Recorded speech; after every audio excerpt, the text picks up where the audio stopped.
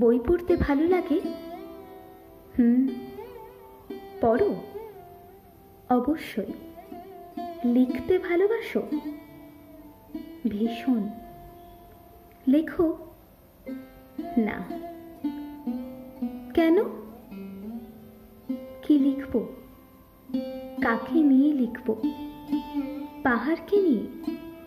লিখতে গেলেই যে পাহাড় চূড়ায় দুহাত মেলে মেঘেদের আলিঙ্গন করতে থাকা একটা অদ্ভুত মূর্তি চোখে ভাসে।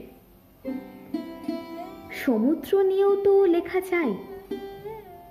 চাই বই কি, কিন্তু লিখতে গেলেই তো সে বিধ্বস্ত ক্লান্ত মানুষটার সমুদ্র দেখার প্রবল ইচ্ছা পথহারা পাল ছেঁড়া নৌকোর মতো। সৈকত না পেয়েও অস্থির না হওয়া আকাঙ্ক্ষা কানে বাজে। আচ্ছা, তা না হয় নদী নিয়ে লেখো। খুব কাছ থেকে দেখেছো যে নদীকে? পদ্মা? হ্যাঁ, খুব কাছ থেকেই দেখেছি। সেও দেখেছে। তার তো বড্ড প্রিয় জায়গা সেই নদীর তীর। আর পদ্মার ইলিশ খেতে কি না ভালোবাসে।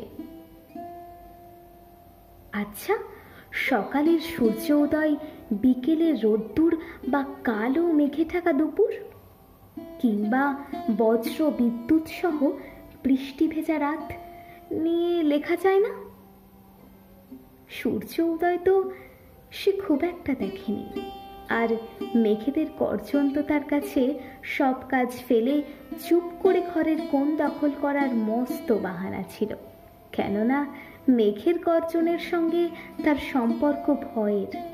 তবে হ্যাঁ, বিকেলের সেই রোদ্দুর বিনা অনুমতিতে তার ঘরের জানলা পেরিয়ে যদি না তার কেশ রাশি স্পর্শ করে তার গালে আলতো করে চুম্বন দিত, তাহলে বোধ হয় বিকেলের রোদ্দুর এত কোমল, মিষ্টি, শান্ত, মধুর হতো না। তবে অন্য কিছু নিয়ে লেখো।